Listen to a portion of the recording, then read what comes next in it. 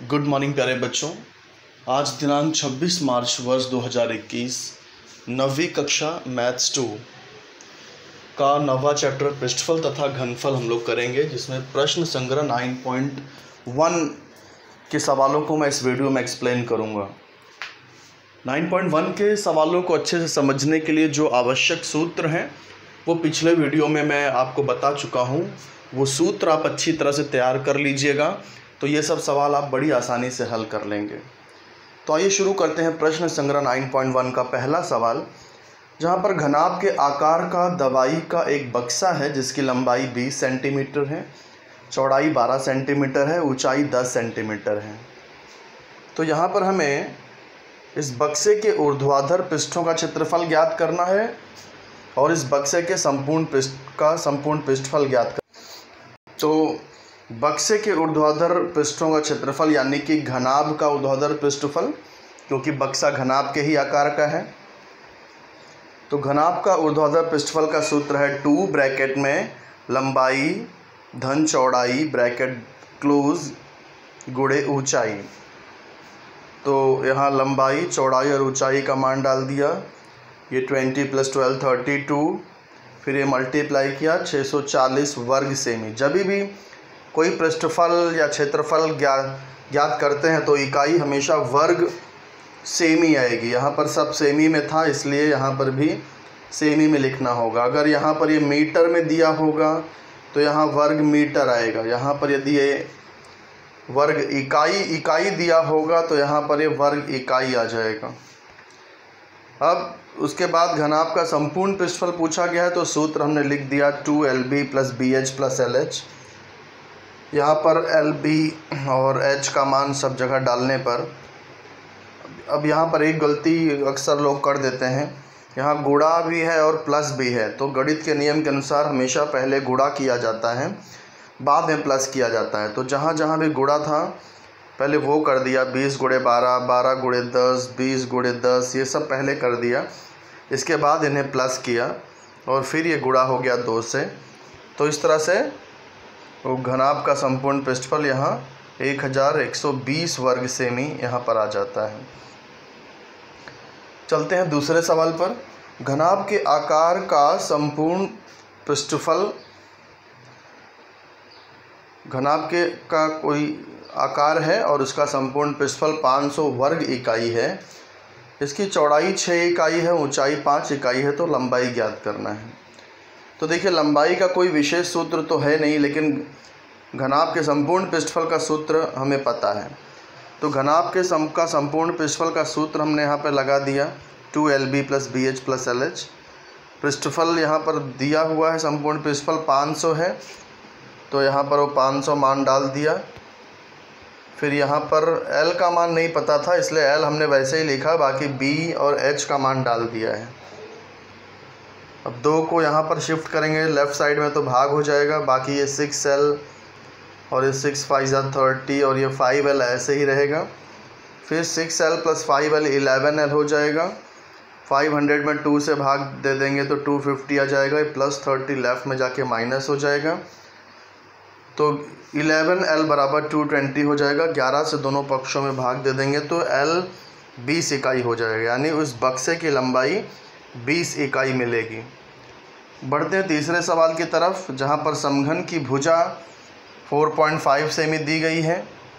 तो हमें समघन का ऊर्ध्वाधर पृष्ठफल और समघन का संपूर्ण पृष्ठफल ज्ञात करना है।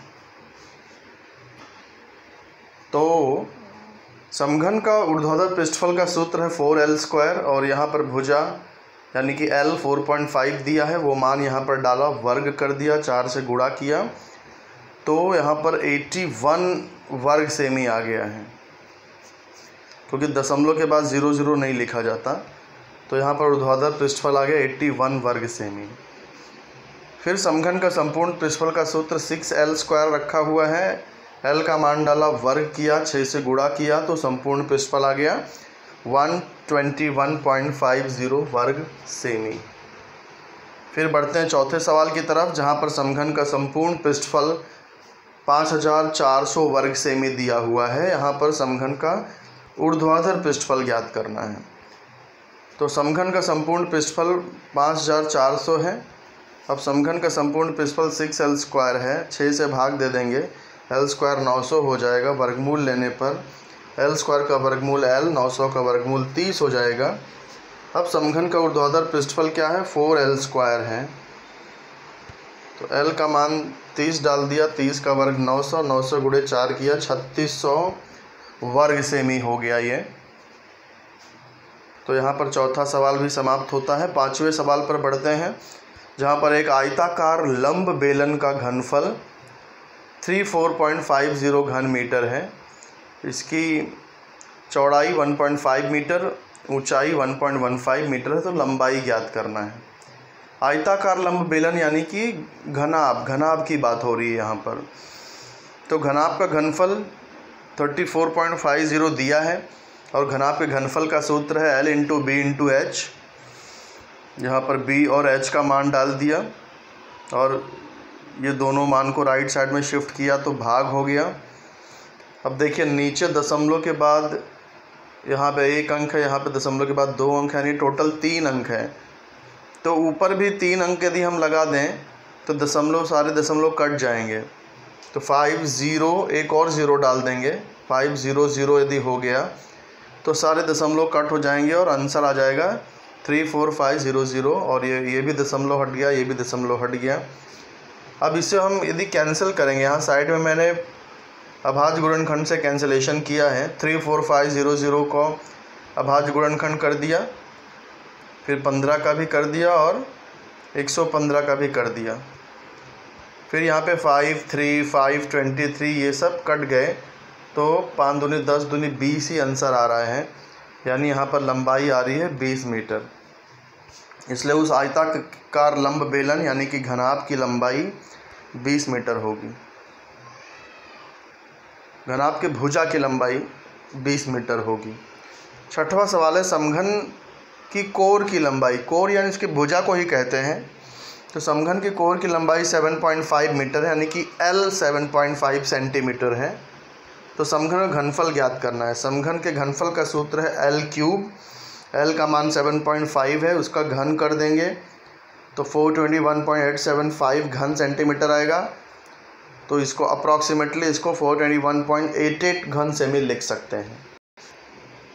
तो छठवें सवाल के बाद आइए बढ़ते हैं सातवें सवाल पर, जहाँ पर बेलन की त्रिज्या 20 सेमी दी है, उसकी ऊंचाई 13 सेमी दी है। तो उस बेलन का वक्र पृष्ठफल और संपूर्ण पृष्ठफल ज्ञात करना है।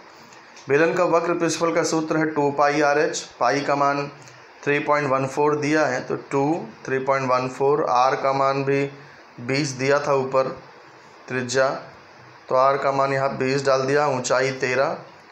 अब इन तीनों को गुणा कर देंगे तो आ जाएगा 1632.80 वर्ग सेमी।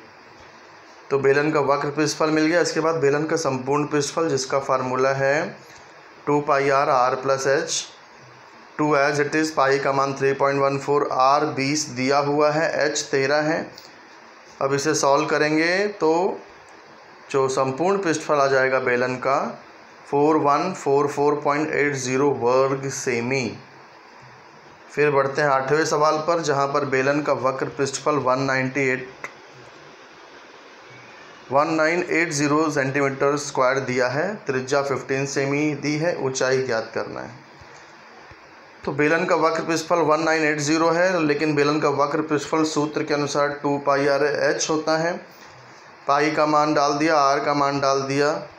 अब यहाँ तिर्यक गुणा करने पर h का मान 21 सेंटीमीटर रहेगा। तो इस तरह बेलन की ऊंचाई 21 सेंटीमीटर मिल जाएगी।